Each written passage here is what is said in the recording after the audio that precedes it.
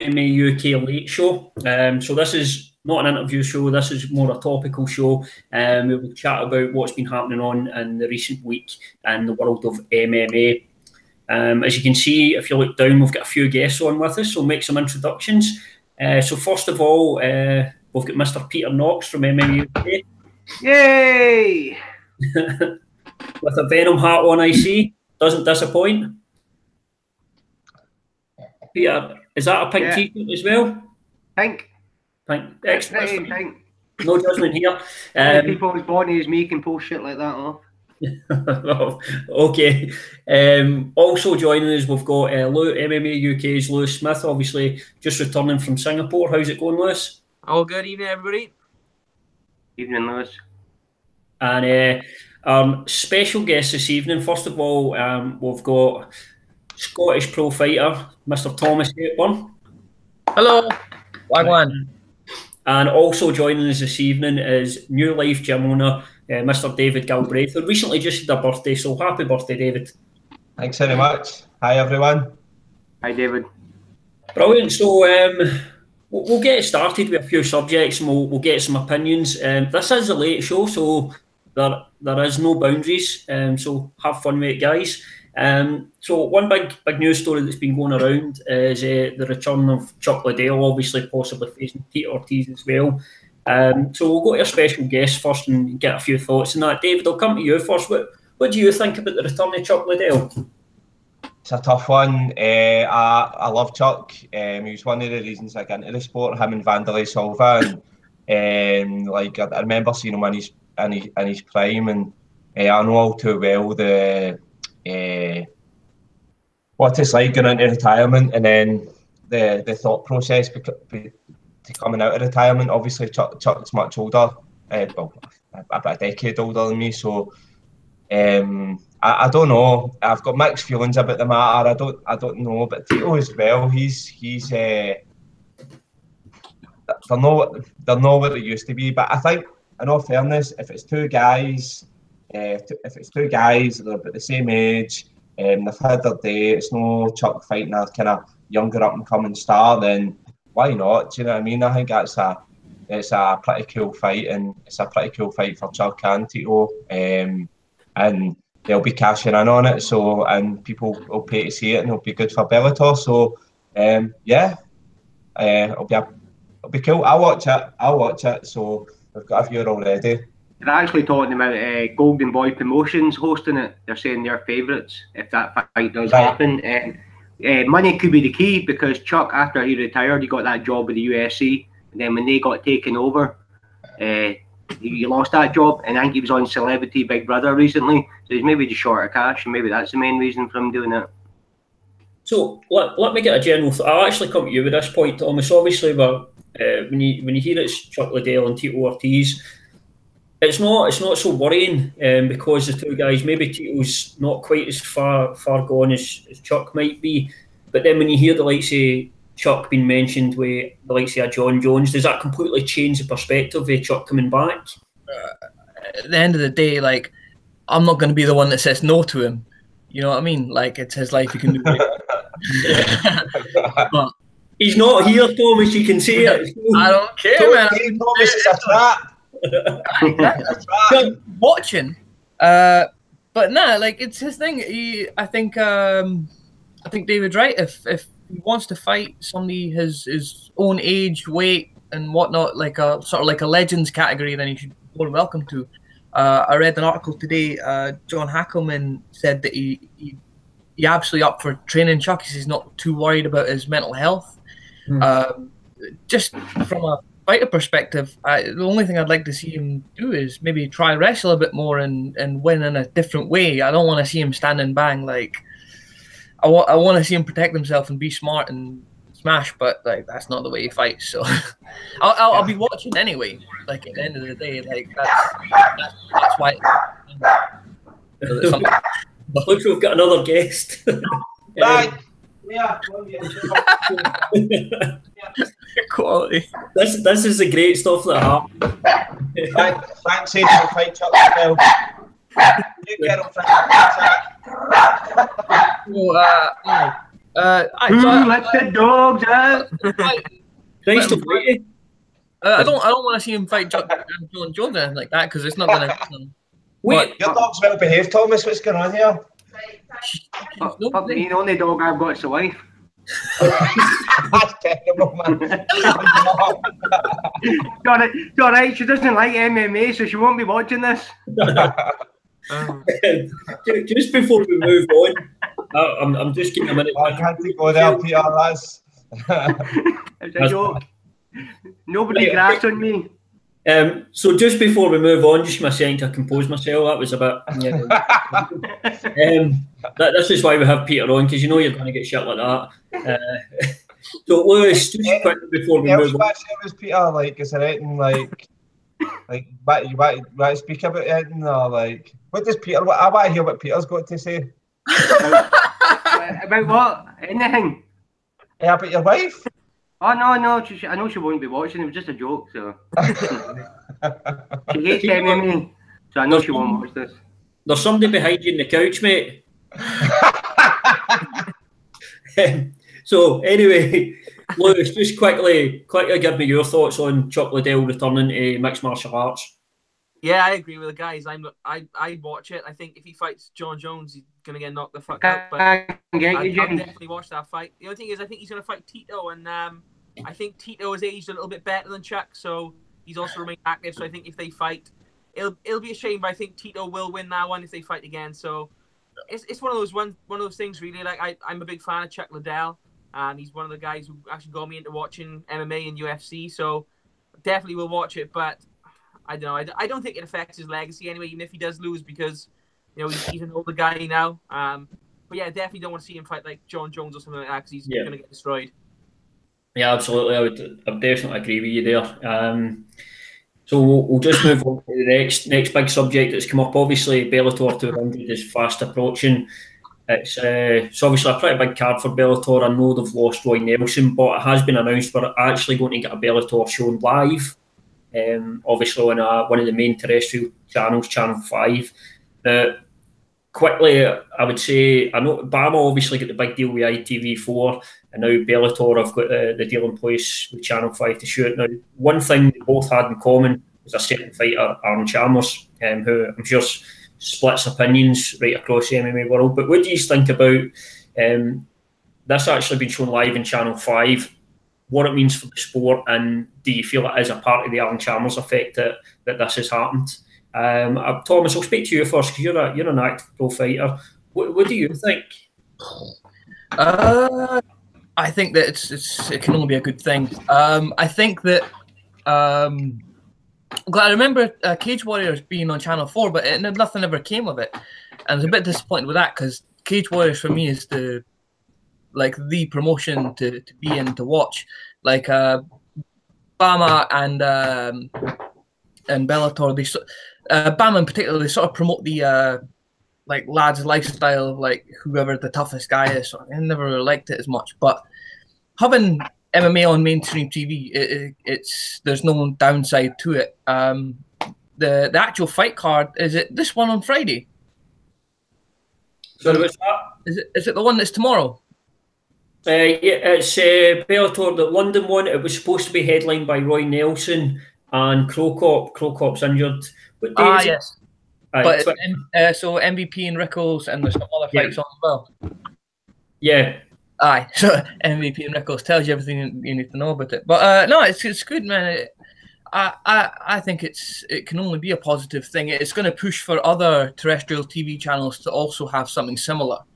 Because at the end of the day, they're always in competition with each other. So for Channel 5 to get Bama or Bellator, it means that Channel 4 is going to get Cage Warriors. And I said this before, but I think BBC will eventually get European UFCs, the fight nights.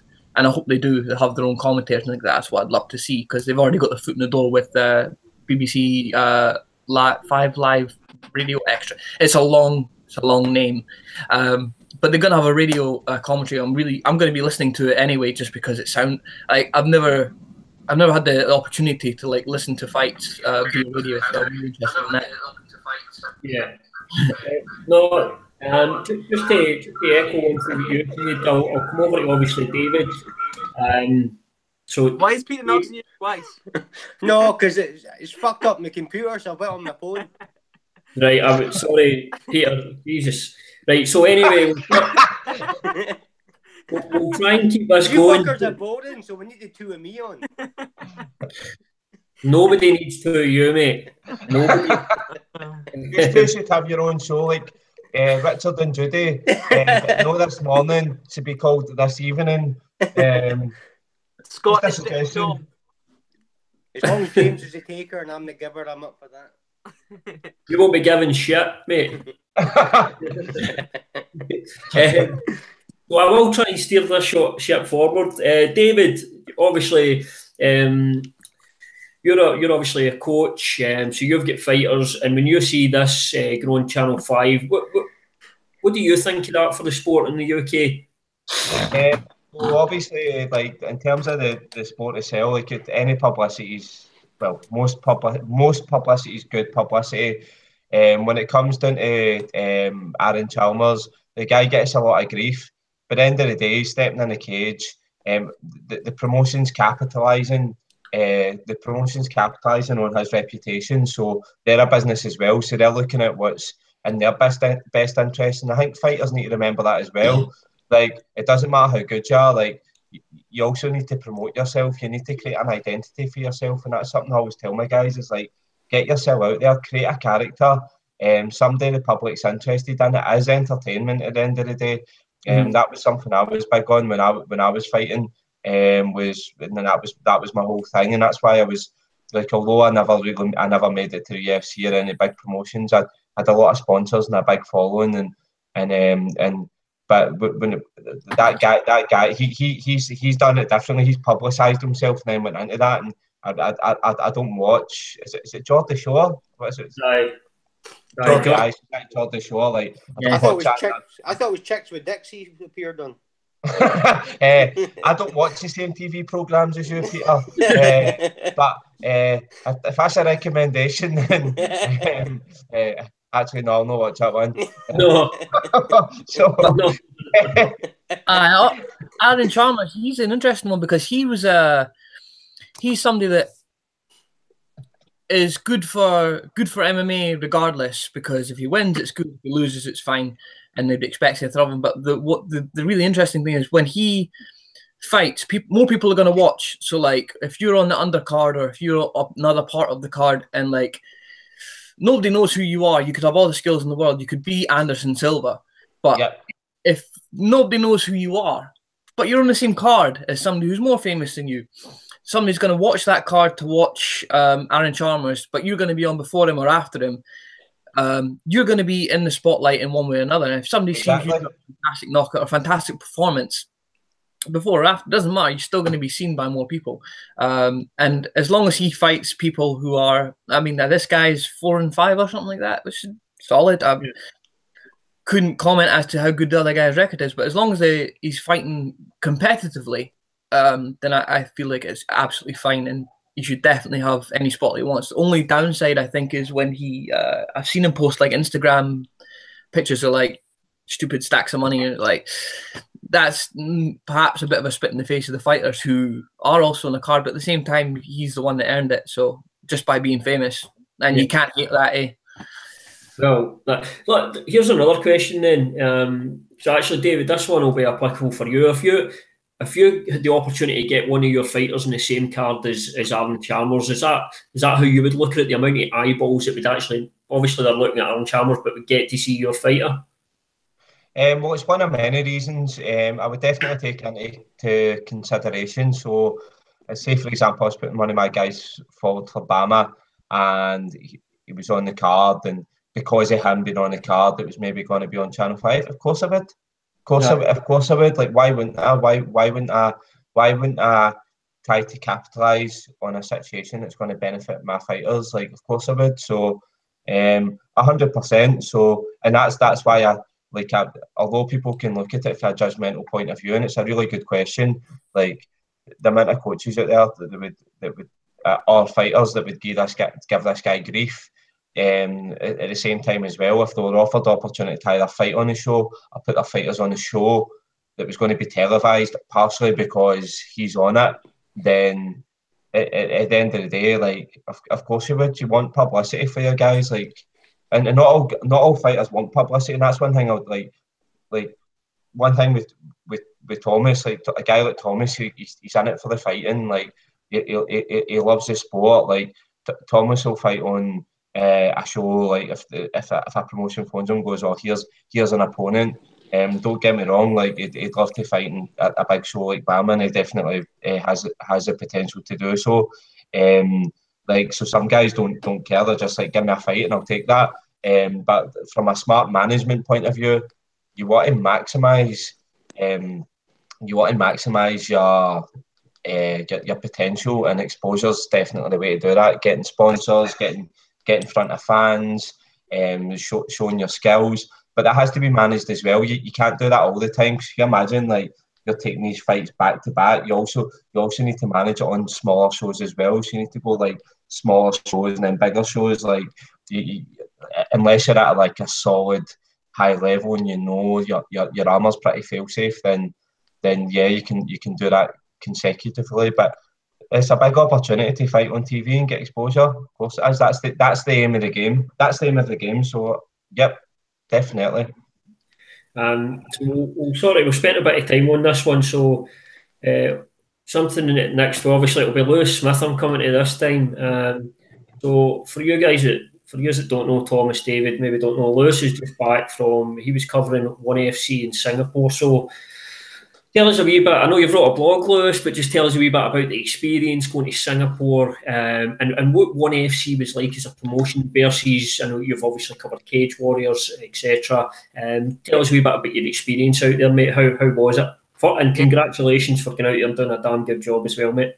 Yeah, no, thank you. I got Lewis, to say to the boss man, Peter, for sending Lewis, me. I was just about to say, do you love me? I do actually, Pete. It was a one hell of a trip. So yeah, big thanks to the boss man there. Lewis, can I ask something? Crack on. Did Peter send you out there in relation to the conversation we had earlier about Chicks with dicks? situations? You better ask Peter that one. I'm not allowed to answer that one. I'll let Peter answer that one. Lewis, at least you're grateful, unlike James Hamilton. We sent James all the way to the bright lights of fucking Edinburgh to cover Forza, and he didn't even say thank you. Oh, did I not say thank you? I sent you a thank you note in the mail, mate. It must have got lost. I must have been delivering it.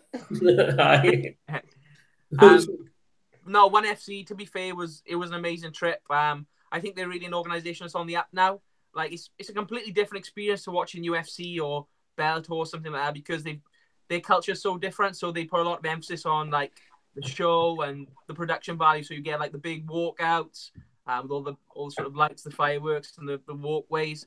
I didn't think I would enjoy that because it's nothing to do with what's going on in the cage, but it's one of those things that really gets the crowd going. So once the crowd's buzzing, then the fighters are in the cage. The atmosphere is amazing for the fights. So yeah, that was something that I really liked. I think they definitely sort of spend a lot of money on that, and it pays off them because they sold out an arena in Singapore. So it was class. I think in terms of the quality of the fights, it's not quite where the UFC is yet, but I think the way they kind of target the audience out in Asia, you know, there's so many people out there. It's only going to be a matter of time for that talent filters through. Yeah, it was brilliant. I got to be honest. I loved the Thai fights as well. They had 3 Thai fights on that card. Obviously in the cage with MMA gloves, and it was crazy to see sort of strikers at that level going at it. That was one thing that I definitely didn't think I would enjoy as much as I did. But yeah, it was a really good inclusion of the card and those Thai fights on there. And yeah, the fights were awesome.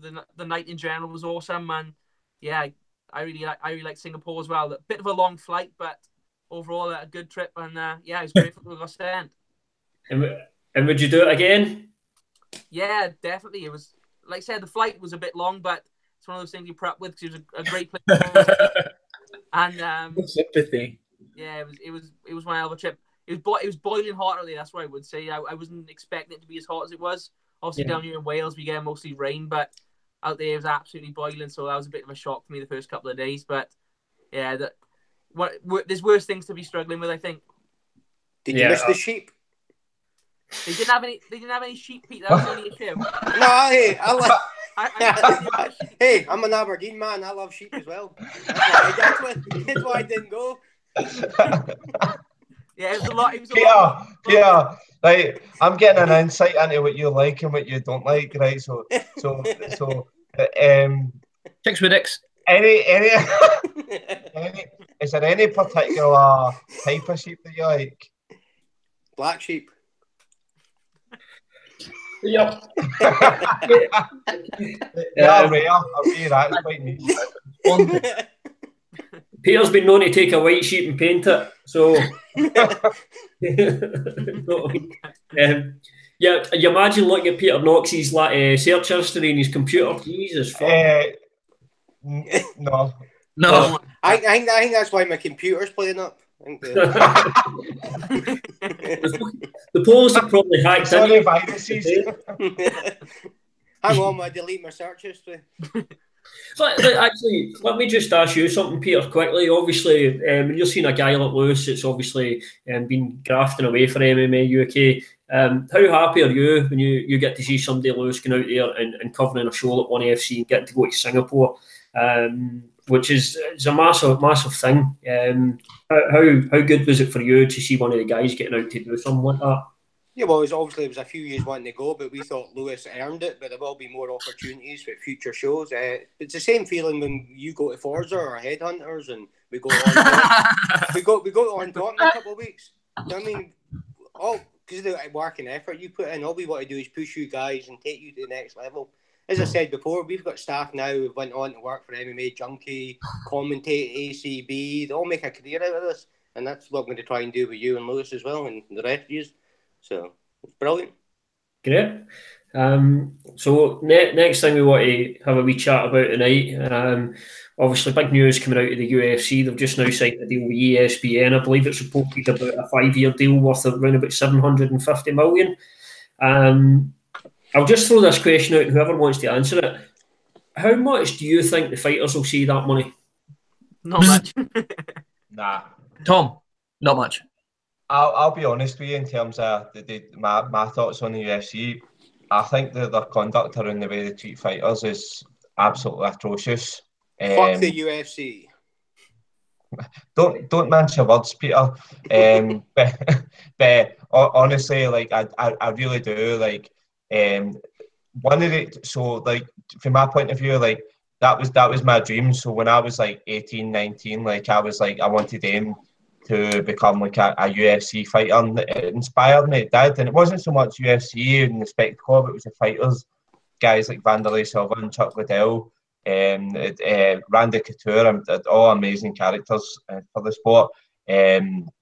But when I got to the point, it was when I auditioned for Vegas 4 years ago, and I went to the auditions, and I remember just looking around me and I was like, this isn't what I want. And then I went to UFC Glasgow, and the first UFC Glasgow, the Scottish guys put on an amazing performance. But I remember just looking at it and going, this is not what I want. Like, I ended up like I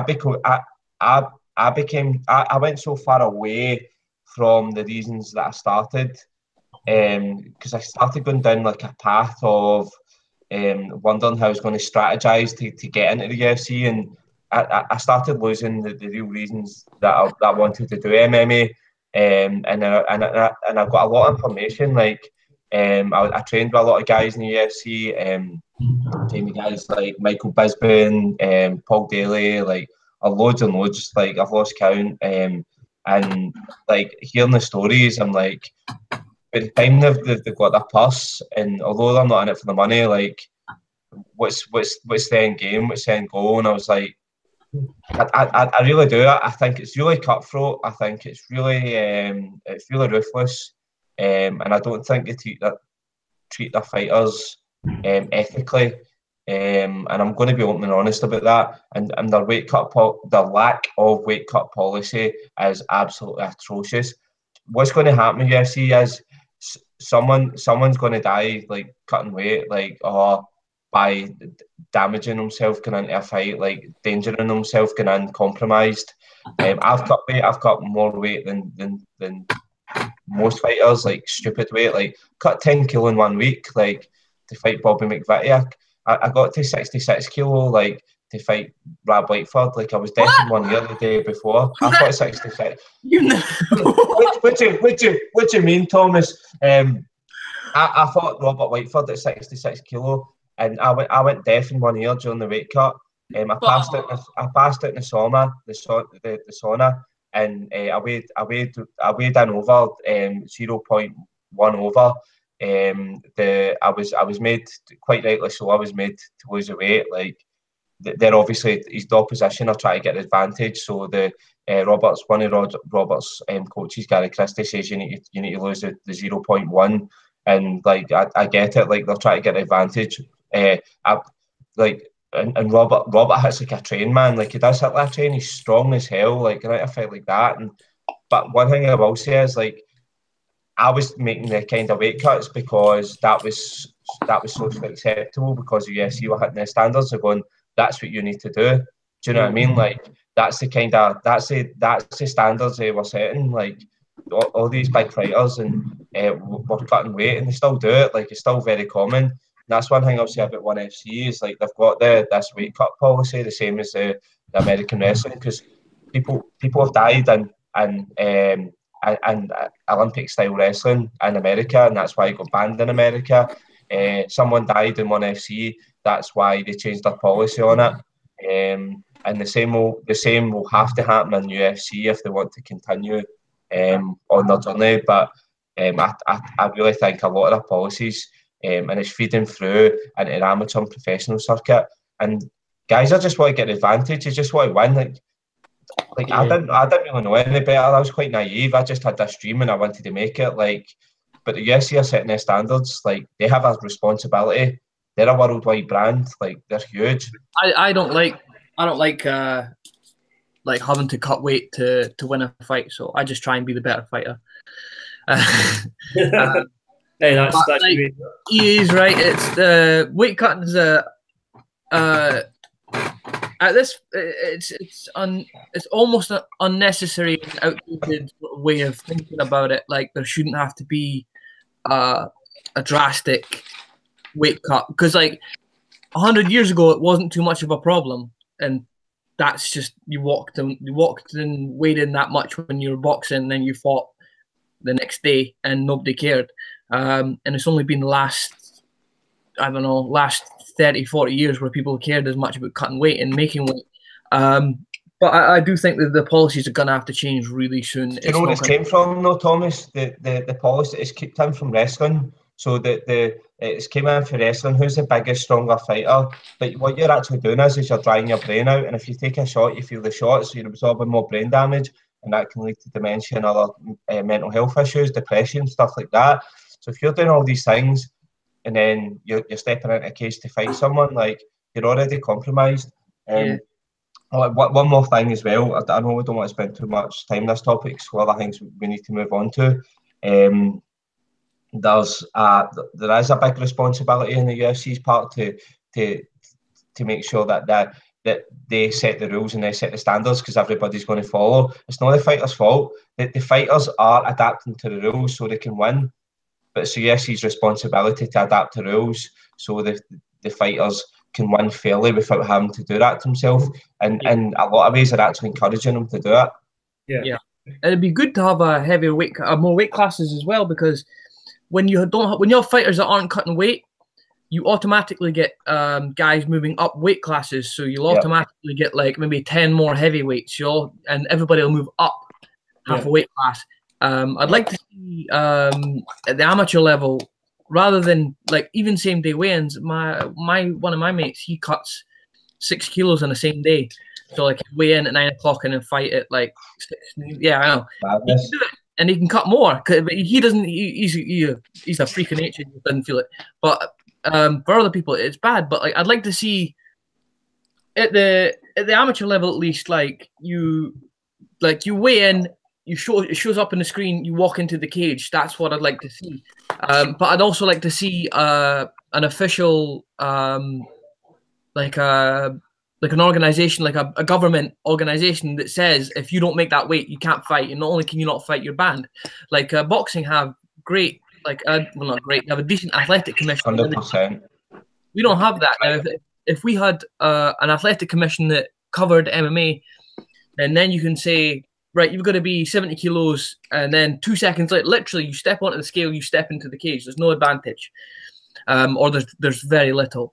And a couple more weight classes, and it's problem solved for the amateurs. For the professionals, I think Pro 1FC, you've got a fantastic way of doing it. Like, well. Here's the thing with weight classes. I think a lot of people don't realise this. There is more weight classes. They are sanctioned by the Athletic Commission. There is a 165 division. These divisions exist. They are there. Promotions don't use them. I think see when we ran Soma, when we done Soma, like all our fights were catchweight, every single one of them. It was 73, 74. It wasn't even like in between 70 and 77. It was like 72, 73, 74, 75. We had no issues whatsoever matching guys at that weight, because when people came to us and went, oh, we'll match a guy between 73 and 75, for example. Like it wasn't that hard. Like people get a mental block and they think that they can't do it. But I'll tell you something right now, it wasn't hard for us matching on Soma. When we done Soma, it was all catch weight, every single one. Like it wasn't difficult at all, and it didn't impact us filling a fight card because people are really open to it. Do you still do that, David? I think it was a year ago you done an article in the Daily Record with Tom What's-His-Face, and you were going on about weight. Oh, you're talking about the baldy guy? Aye, the baldy guy. Bit weird. I think he really is into the chicks with dick things. But I remember I know what you're talking about. You just make good friends. I remember you saying you were going on about the weight cutting and how you would change it for your team and New Life and all that, and you pay for the tests and all that. Do you still do that? So we have a non-weight cut policy in our in-house. I monitor our fighters closely in terms of their weight management. If I suspect on any level that anyone is trying to perform dehydration tactics, like I'm on it, like I'll just pull them for the fight. So we've had a really high success rate in terms of our guys. Like overall, since we've implemented that strategy, we've won about 75% of our fights, and that's against guys who are cutting weight. And even at that, some of the losses that we absorbed were questionable losses. Some of them were legit and fair. But that happens in the sport. In terms of the blood work was a bit more difficult to implement. It was a timing thing. We absorbed the cost of that. We did do it. We have been doing it. But it has been a wee bit tricky. But when you start anything new, there's going to be teething issues, and that's why we wanted to. Even from a selfish perspective, we wanted to be a step ahead, because it is going to happen. Like something's going to happen with the current setup. Although we wanted to see it go across the board to help make sure everyone's safe. From a team point of view, we want to make sure that we're a step ahead. So it makes sense from a team's point of view. It hasn't been easy, but when you do anything new, you're going to make mistakes. We're very lucky that we've got a doctor to support us, helping us, and we've got a lot of good things in our favour in that sense. But there's always going to be teething problems. You're doing something new. Absolutely. Actually, you both mentioned 1FC. I just want to bring Lewis in here because Lewis told me last week that there was a rumour going about at the weigh-ins that every single fighter missed weight. Do you know if that was true, Lewis? Right. I did some digging into this, and apparently they get a second opportunity to do it. So they missed it the first time, but then they passed it the second time. Right, okay. So, yeah, I was a bit sort of... I thought that would maybe a bit dodgy, but, yeah, I asked around. They get 2 opportunities to do it, and on the second one, they all made it. Okay, good. Perfect. Do you think they rigged the scales, Lewis? What's that, sorry? Do you think they rigged the scales? I don't know. Well, means they give me such a good week. I'm going to say no. It's weird though that every single fighter missed weight. Every single fighter on the card missed weight. That's a big one. No, it wasn't miss. I don't think it was missed weight. I think it was just that they missed their initial, sort of hydration. Maybe it's a cultural thing. Then you don't know.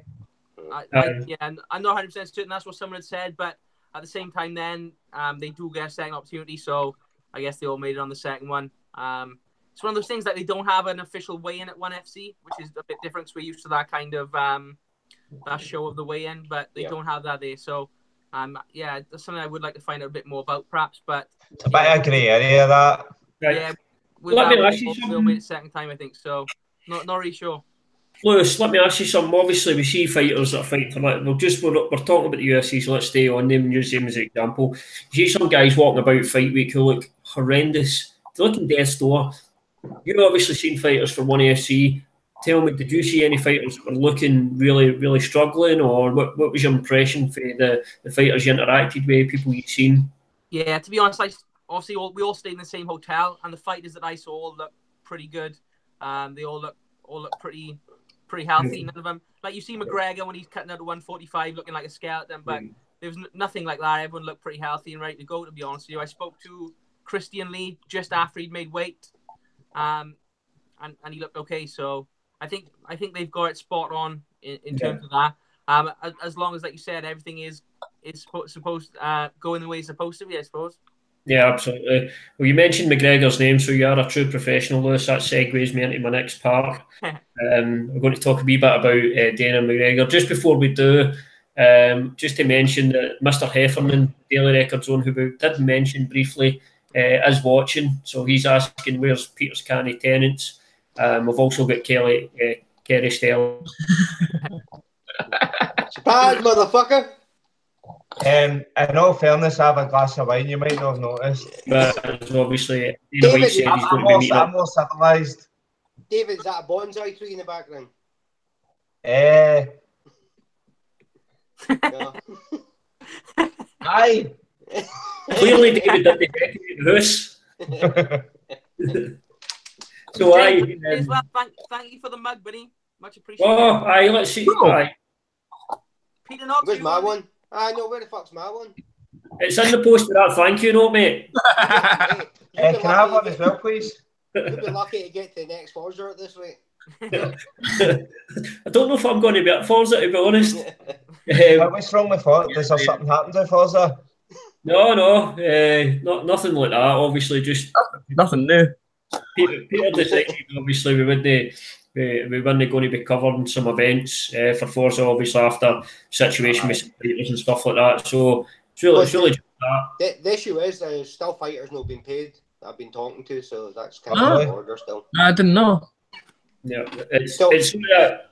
it's a double-edged sword, because there's obviously good guys that are going to fight in Forza. Personally, Aidan Stephen, I think, is a great fighter, and I've chatted about Aidan for shows. So it's one of those ones, but if you're going to do something, stick to it, you know what I mean? You can't go back. But so McGregor and Dana White are due to meet up, obviously, to discuss what's happening with Conor in the future. Again, I'll throw this one out to whomever. Thoughts on what you think will happen at that meeting and what the outcome will be? Will we see McGregor back this year? Who the fuck cares? Well, I hope everybody. Fucking hell. I think he'll be back against Khabib in November in the New York card. I do. So New York. They're definitely no fighting in Russia. It's a fight night unless they change that. And Khabib said he wants it in New York, wants it in Madison Square Gardens, I think. So if it will happen. I think it'll happen as well. I think it's extremely unfair that it'll happen. Because if it was anybody else, they'd have been kicked out so fast. Can I say something? And this is a reflection to a friend of mine. So with Conor McGregor, right? Like, money talks, money does talk, right? So he's broken the law on TV, and he's hurt people, right? Can anybody remember when Paul Daly punched Koscheck after the bell And missed. in the cage, right? Amen. Right, and he go like fair enough, right? Paul Daly, like I train with Paul. He's do you know what?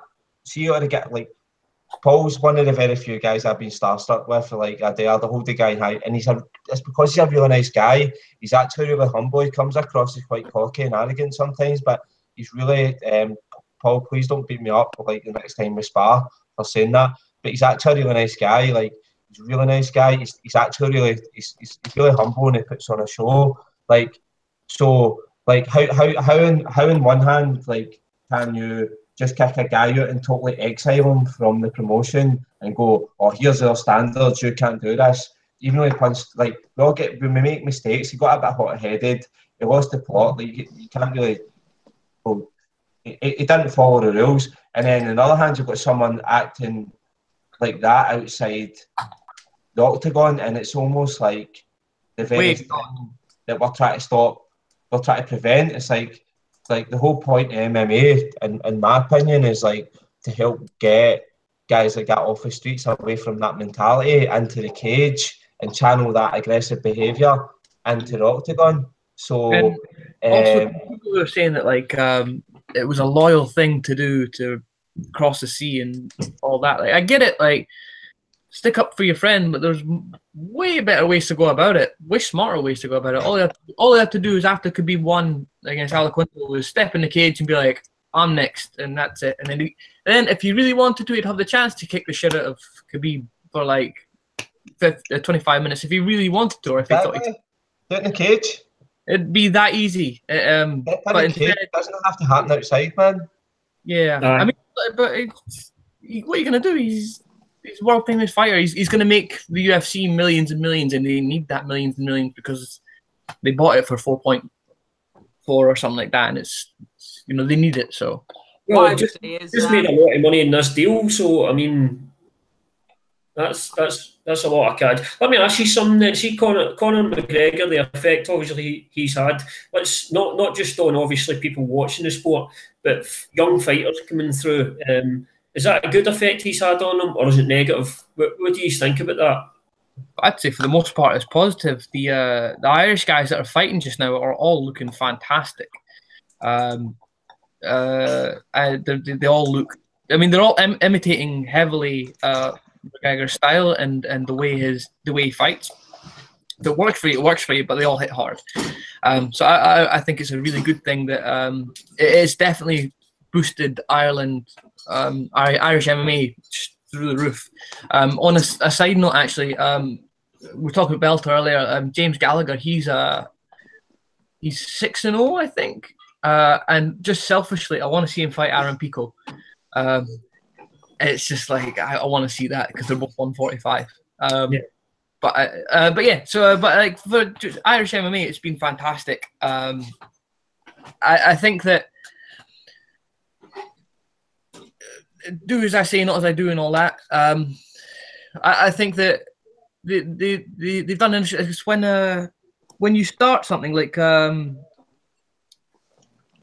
and Serena Williams, when they competed at the highest level, they spawned the next generation of women to compete in tennis, and that's just the way that sort of thing works. I've got a book on it, man, about how Korean women competed in golf in the PGA, and it spawned this whole generation of female Korean golfers who smashed them.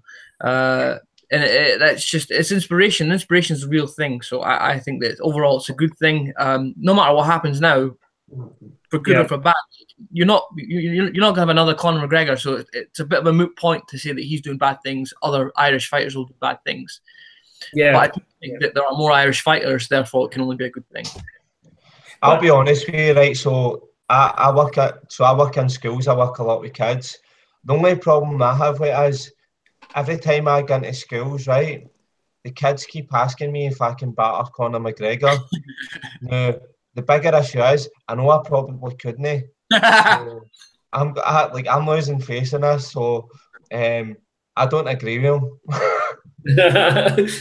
So you were just talking about inspirational stuff there. It brings me on to the next. Use your left hand, David. By the way, 2 seconds. I just wanted to let you all know, guys, this is a really weird thing that's happened. We've had a couple of comments coming in as we've been talking. Now, they've actually come in from MMA UK themselves, and it's weird, the comments, because the first comment says Peter Knox is really handsome. The next comment says the rest of these are ugly. So I'm sort of trying to work out who can vote that. I'm just wondering. But see when you're having a few beers and you're looking at yourself on camera, like the beer goggles are on, and sometimes you look better than what you think.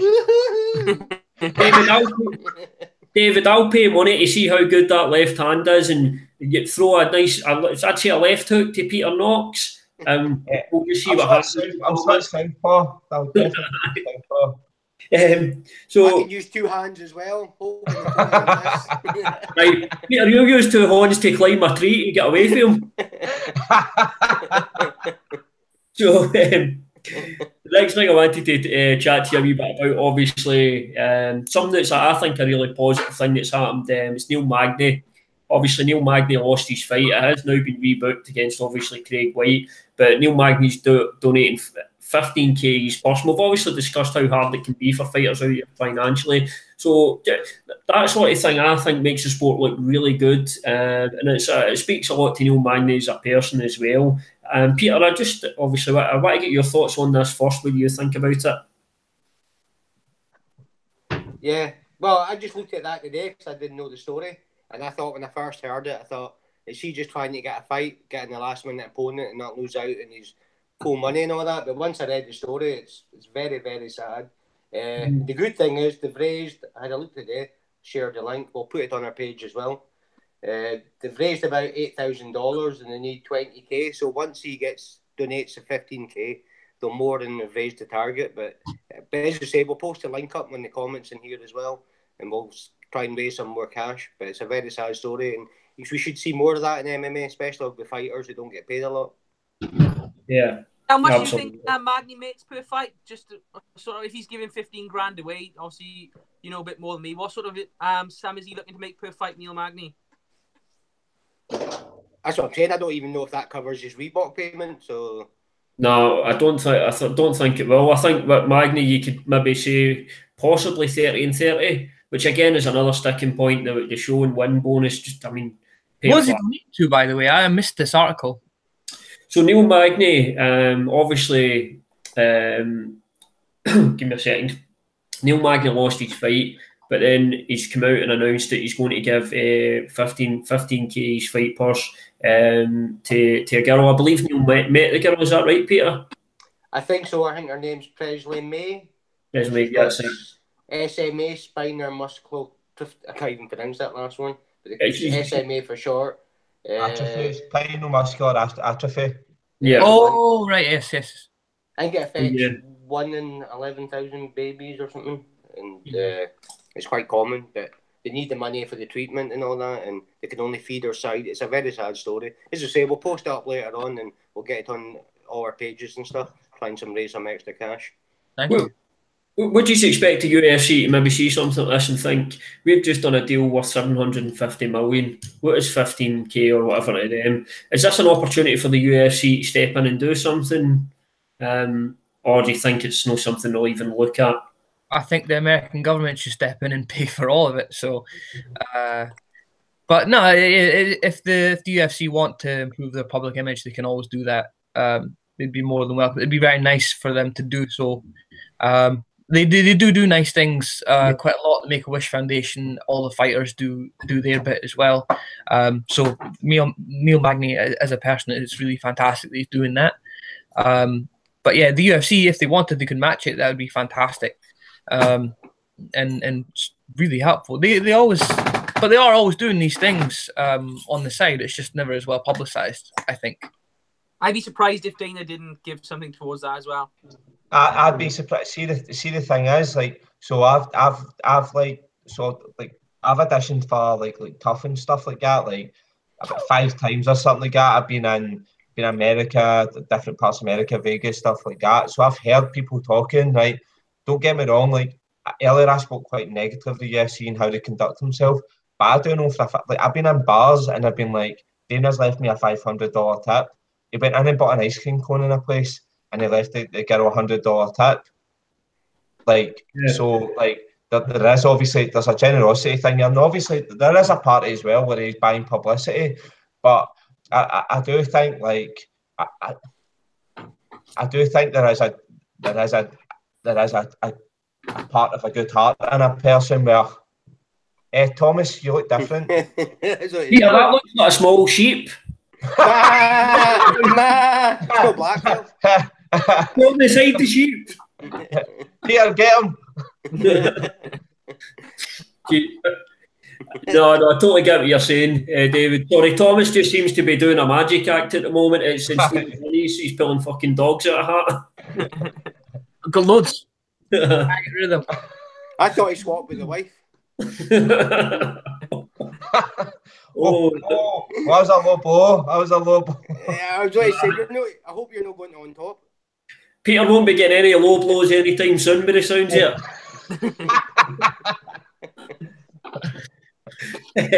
So, just the last couple of things to cover, guys, and then we'll wrap up. So, just a possible fight that could be coming our way that's been discussed by Ali Aquinta is Ali Aquinta versus Justin Gaethje. Now, when I heard this, I thought, yeah, that is definitely one I want to tune in and watch. That would be fun. Obviously, with Justin Gaethje's style, and Al's a tough, very, very tough guy as well. What do you think about that fight? Is it one that would excite you? And how do you think it would go? Gaethje's fights are all, I can't pronounce his name, but his fights are always exciting. Like, he's not on a boring one. And I vaguely remember somewhere about him just not wanting to change his style at all. He likes fighting like that, and he doesn't want to overdo it either. So he's got 5 or 6 more fights or something like that. And so for him to fight Al Aquinta, it is a great opportunity because he can really improve his position within the UFC. Because his 3 fights have been some of the it's a tough run. Like, there's not many guys that who get in the UFC and then immediately fight Eddie Alvarez and Michael Johnson, and then who's the last one? Dustin Poirier. Dustin Poirier, yeah. So there's not many guys who jump into the UFC and get that for like a welcome. You know what I mean? So I think he's doing fantastically. I would like him to see I like seeing fighters improve. I like seeing fighters do different things. So I'd like to see him wrestle more. Just see what else he's got. Striking's fun, but I don't want to use the word exposed because it's not the right one. But he's definitely, there's some chinks there now that because he was undefeated before, but now there's definitely a couple of things that he needs to change. So I want to see him change and adapt and see how he goes from there. He might become an easy target like Diego Sanchez. He's an easy call out because he's one-dimensional. Here's the thing, guys. Although he doesn't use it, he has a very, very, very good wrestling base. He's a highly decorated wrestler. He just chooses not to use it. Having a high wrestling base is always a good thing because even in the absence of wrestling in a fight, it does change the dynamic of where you stand and how you fight. But at the same time, if you really know he's not going to use it, it's sort of like fighting Chuck Liddell. Like, you don't have to worry about being taken down. And in that regard, the most dangerous fighters are the guys who take down, stand up, and then defend, take down, but they take down whenever they want. Like Dominic Cruz, the lighter weights, TJ Dillashaw, they're dangerous because they're constantly looking for takedowns and attacking with punches and kicks, and it's impossible to predict which one's coming. With Gaethje, because he's not looking for a takedown, you're basically just kickboxing. You're not worrying about it. So I would like to see him shoot for takedowns if for no other reason than to make somebody think that he's going to do it. Yeah. So the wrestling has more of a presence, even if he shoots the takedown in the first round and then doesn't use it the second round, and it goes from there. I think when it comes to wrestling, I'm a big wrestling fan. It's something that was a big strong point in my game. So when I was Undertaker, he's my favourite. Hulk Hogan. But when it comes to wrestling, really, the whole point of wrestling is so that you can navigate the game in the way that you want. So you really need to have a good backup game, like a solid striking game, and it has to be like adaptable depending on your opponent. But if you're not utilising that and you're not using that to strike and to stand and strike, or using that to take the fight down and grapple, it's a big. It almost becomes a weakness. Wrestling is a big emphasis for our guys. Like, we have a really strong wrestler in the gym, a wrestling coach, and Sean Keel is a Commonwealth standard and Olympic standard wrestler.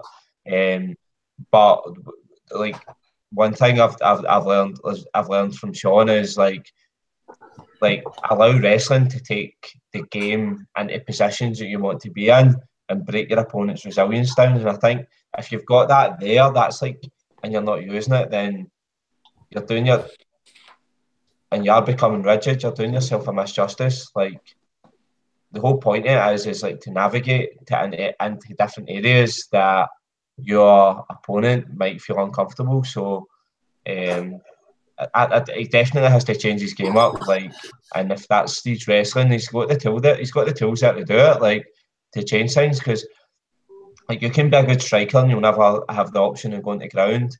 You can be a good grappler and never have the option to stand up. But if you're a good wrestler, then you have option to take it to the floor or stand up, whatever you want. So that's like the bridge between both. So like you can dictate where the fight goes if you own the bridge. Yeah. No, yeah. Is maybe the worry for Gaethje then, that he feels that if he changes his style more to that and uses his wrestling base, that he loses a bit of what a lot of fans like him for, and that's that crazy come forward, eat shots type of style that he has. Is that maybe the concern why he doesn't switch it up?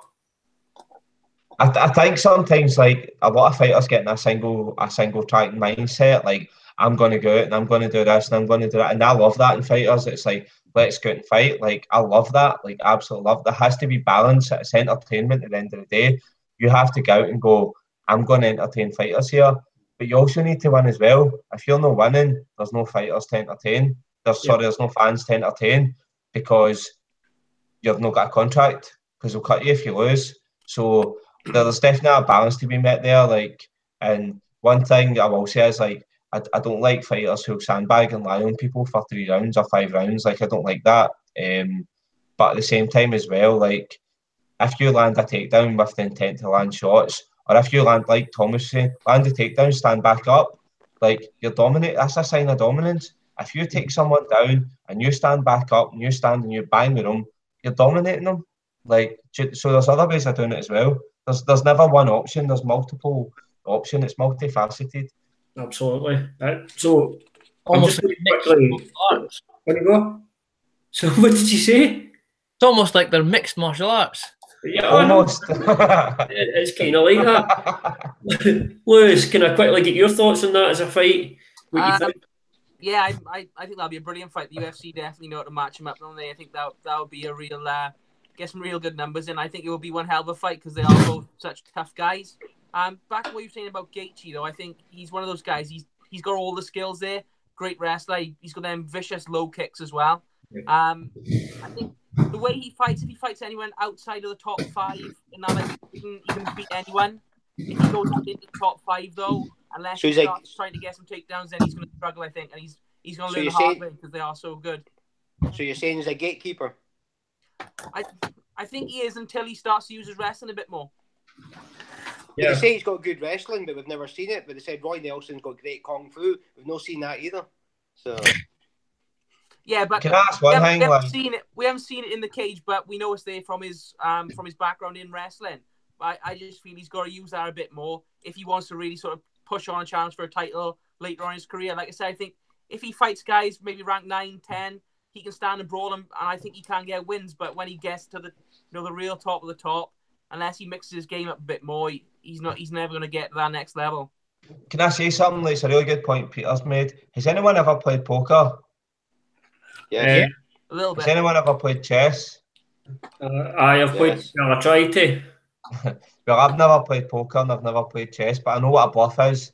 Sometimes if you tell somebody you're really good at something, then they might not want to engage in that.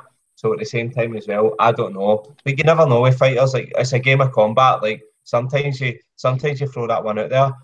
Yeah. Can anybody remember when Paul Daly was like he was a BJJ black belt? Right. Paul Daly's like that stopped people taking Paul Daly down.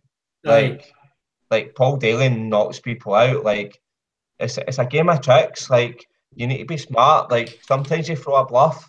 Like, sometimes you throw a fake. It's not just in the cage. Like, it's before you even get in there. Like, so there could be that as well. So I think Pierre made a fair point there. Like, you just don't know sometimes. At the same time as well, we've never seen him taken down, though. His wrestling defense has seemed pretty strong. He's never been taken down. He always stands up and fights because that's where he's comfortable to take it.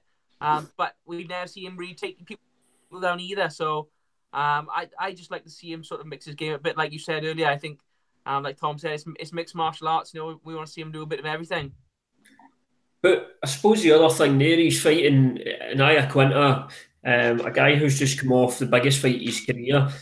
Yeah, he definitely lost that fight to Khabib. I don't think that's arguable, but I think some people that maybe thought, like for example, McGregor would get absolutely walked through by Khabib after seeing how Aya Quinta fought him. I think what he did do in that fight, Aya Quinta, first of all, raised his own stock, and second of all, he maybe showed a wee bit of holes or sort of vulnerabilities that we'd never really seen in Khabib before. So I think it's a sensible fight to make for the both guys coming off losses, and I would certainly be really, really excited to see that one. Now, Quinta lost that round, lost the fight, and he looked impressive losing, but people pointing out like chinks in Khabib's armor. I think that Khabib just wanted to stand. He didn't want to wear himself out with taking people. I think if he really wanted to, he could have taken Aya Quinta down every single round anytime he wanted to. Yeah, I agree with that as well, Tom. Yeah. I don't believe this. Like Joe Rogan's commentary was far too loud. I think that Khabib just wanted to stand just for the experience of standing because he felt no threat. And the reason he was letting the takedowns go was just so that Aya Quinta was defending. Like I say with Gaethje, like the wrestling needs to be there for you to feel threatened. So I feel like absolutely Khabib was only standing because Khabib wanted to stand. I don't think for any second Aya Quinta was defending nearly as well as people made him out to be. He was defending well. He's a fantastic defensive wrestler, but I think Khabib just didn't want to wear himself out, and I think Khabib was perfectly happy to stand. I don't think that at any point Khabib was in any trouble, and if he wanted to, he could have took it down if he really wanted to. In the time in the fight, though, with Khabib, were you impressed with his stand-up? What did you think? Nah. Stand-up? No, not particularly. But it doesn't. You don't have to be impressive to be effective. As long as it works, it's very basic. He's got not lots of flaws. He's a fucking pro fighter, but he's got flaws. But he obviously when he felt Aya Quinta throwing punches, Aya Quinta couldn't put all his weight into it because if he missed, he'd get taken down. So he felt safe to just stand and strike and gain the experience. And I think gaining experience at that level is just as important as winning the fight. Yeah. You need that experience trading so that when you do trade with someone else, it's, you've been there before. So I think he was smart to have that fight. That's why I took a kickboxing match, because I want to fight. I want to see what it's like to stand up for all those rounds. You know what I mean? I think he's done much the same. He wanted to stand to get the experience. I don't think he needed to. He didn't need to, certainly. Yeah. He could have taken him down for 5 rounds and it would have been a full-on, could be like the same as Barbosa, but maybe even worse. But I think he done it against Michael Johnson as well. Stood until he got clipped and then he goes, "Fuck this, I'm taking you down." Mm-hmm. I think he done the same that fight. How do you guys feel about the matchup between Khabib and Kevin Lee? I don't know much about it. I've never watched Kevin Lee fight that much, but I know he's an excellent wrestler. He's like way up there. He's NCA or something like that, or D1 or one of those. I think if anybody's going to beat Khabib, it's going to be a good wrestler. If you can beat him in his strongest area, then he's done. Like, if you can't out wrestle him, then, like I say, it's that bridge thing. Like, if it's like a resilience battle. Like, as soon as you go into a battle of resilience with someone, like, and takedowns is a battle of resilience, like it is a battle of resilience, then you I think anybody's going to beat him is going to beat him in his strength, and they're going to need to wear him down in there, because I don't think anybody's tested him in that area in an MMA context. I disagree slightly, because I think that Damien Maia could submit him off his back. Who's that? I think Damien Maia, if and when Khabib moves up to 170, the best jiu-jitsu player in MMA could submit him off his back. But then let's look at something with Damien Maia then. What's Damien Maia's kryptonite? And it's been shown over and over, and maybe this is where Khabib is lacking a bit, but Damien Maia struggles against solid wrestlers who have got some decent striking. So I suppose Khabib has the wrestling there. So can I say something on that? Like, I've trained with Damien Maia. Like, Damien Maia's strategies to get guys down on the deck and take their back, like, his whole system revolves around that. Like, he told me that himself. I totally get where you're coming from, Thomas. Like, I definitely think he would be dangerous, but I think it's a dangerous game to play, is to on your back, like when your primary objective is to put someone else on their back. Just as in the absence of wrestling, and in the absence of wrestling, it still plays an effect. Great jiu-jitsu in the absence of jiu-jitsu. So let's take a look at, nobody wants to take Nick Diaz down because Nick Diaz will submit you. It's a general consensus. That's why people strike with him, because they stand more of a chance. Because jiu-jitsu is just so fantastic. It's the same thing with Damien Maia. Damien Maia would be free to strike, and Verdum was the same. Verdum has good striking because he's no fear of being taken down. So I think it would turn into a kickboxing match, and I think if Khabib got hit first and he just panicked takedown, he could get submitted off his back. And plus, Damien Maia is quite a big 170, or he's a fair size. I would say that if anybody was going to submit him off his back, he would be the guy. I'm partially biased on that because I really like Damien Maia. I would agree with you on that, but I do think in terms of statistically the odds, yes, it'd be a really interesting fight to see, a real interesting fight. Although I do believe, like, it's an eye of the beholder, and whoever sees it, and obviously we see it in different ways. So I would struggle to see that, but at the same time as well, size is a thing as well. Like, Damien Maia is bigger than him, like he is. So who knows? Like, he might have a more effective game on top of him. Is he bigger than the bear? It's depending on the size of the bear, or if we go back into that territory again, Peter, is it no, that video we see Khabib with the bear's a shitty wee one, man. I was expecting that. It's depending on the size of the bear. You've actually seen the Khabib wrestling the bear video. There's a very similar video out there. It's actually Peter and the sheep. Is it an adult sheep or is it a lamb? Peter wrestling. It's a lamb. It's called. But on that note, guys, what we'll do is we'll wrap up here. So I'm sure we could talk for ages and ages longer. Thank you. But yeah, so that's we'll call that a wrap in the first MMA UK Late Show.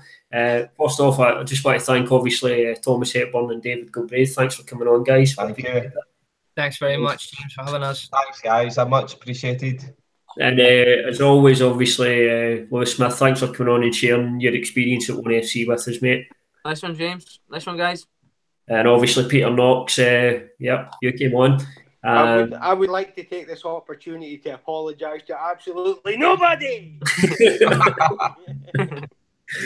So, just for the future, guys, we will be bringing this show each every Thursday night. For the time being, Peter Knox will be a returning guest. So Peter will be joining us again next week. I'm sure with some more interesting comments and things to say. But yeah, as always, guys, thanks very much for tuning in. We'd appreciate it if you watch the video and have enjoyed what we spoke about tonight. Hit that subscribe button on our YouTube channel. That really helps us, and we do appreciate that. So thanks very much for tuning in.